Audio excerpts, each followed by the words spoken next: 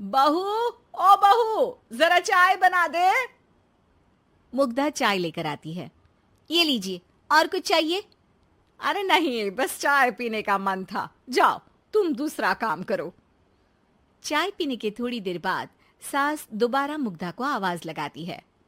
अरे बहू रे, आओ बहू, जरा हलवा तो बना दे, मीठा खाने को मन हो रहा है।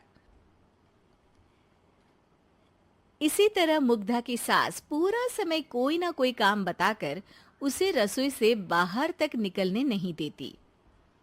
कभी चाय, कभी हलवा, कभी पानी तो कभी दूध, हर समय खाने को चाहिए। और उसके लिए अपने हाथ पैर बिल्कुल नहीं हिलाने। परेशान किया हुआ है इन्होंने। सास की जबरदस्ती परेशान करने की आदतों से दुखी मुग्धा एक शाम सचिन के साथ अपने कमरे में बैठी हुई बात कर रही होती है। सुनो जी, मम्मी जी की ये जानबूझकर मुझे परेशान करने की फरमाइशों से मैं बहुत फ्रस्ट्रेट हो चुकी हूँ। पूरे दिन में एक सेकंड का आराम नहीं मिलता। रसोई से बाहर कदम रखती नहीं कि बहू ये बना दे, बहू री वो बना दे। अरे इनकी फरमाइशें चलती ही रहती है। अरे मुग्धा, माँ खाने की शौकीन है, पर उम्र हो चली है, खुद खाना नहीं बना सकती, इसलिए तुमसे बोलती है। अरे तो शौक भी उम्र देख कर रखने चाहिए ना। समझ में नहीं आता, हर समय फेविकॉल का जोड़ लगाए सोफे से चिपके बैठी रहती है। इतना सब डाइजेस्ट कैसे हो जाता है उन्हें? अरे तुम मेरी माँ से इतनी नफरत कैसे कर सकती हो? मैं उनसे नफरत नहीं करती जी, बस परेशान हूँ। जहां मुग्धा अपने पति से ये सब बोल रही होती है, वहीं उसकी सास भी कमरे के बाहर दरवाजे से कान लगाए सारी बातें सुन रही होती है और अगली दोपहर रसोई में मुग्धा के पास जाती है। बहू, आज ना मेरा कुछ मसालेदार खाने का मन है। तो चाय बना दूं? मुझे बहुत पसंद है। अरे ना, ऐसा कर लिट्टी चोखा बना ले। और हाँ, जितना मसाला बातों में मिलाकर पति को सुनाती हो ना, सब्जी में भी वैसे ही डाला करो, खाना स्वादिष्ट बनेगा। सास की बात सुनकर मुग्धा हैरान रह जाती है।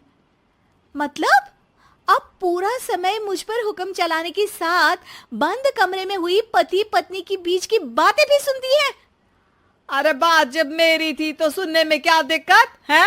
हद पार हो गई। इस तरह से तो ये मेरा जीना मुश्किल कर देंगी। मुग्धा सास की हरकतों से परेशान उसका हल सोचने लगती है और इसी तरह कुछ दिन बीत जाते हैं, जिसमें सास का जन्मदिन आता है। मुग्धा बहुत खुशी के साथ अपनी सास को एंड्रॉइड मोबाइल गिफ्ट करती है। मम्मी, आपको सबसे बात करने के लिए बहुत दिक्कत होती है ना? कभी सचिन तो कभी मुझे बोलना पड़ता है, पर इस मोबाइल से आपको कोई दिक्कत नहीं होगी। एक जगह बैठे बैठे बहुत कुछ कर सकती हैं अब आप।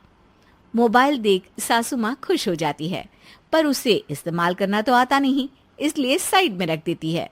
जिसे देख मुग्धा घर का सारा काम छोड़ मोबाइल सेट कर सास को इस्तेमाल करना सिखाने लगती है, जिसके बाद अब सास पूरा समय मोबाइल में ही लगी रहती है। हाय, जब से मम्मी को मोबाइल मिला है मेरी लाइफ में कितनी शांति आई है। अच्छा है, इसी तरह बिजी रहे तो मैं भी सुकून की जिंदगी जी पाऊंगी। अब मुग्धा जब मन करे काम करना, जैसा चाहे वैसा खाना बनाकर खाना, पूरा समय रिलैक्स और खुश रहने लगती है। क्या बात है, आजकल तुम बहुत चहक रही हो।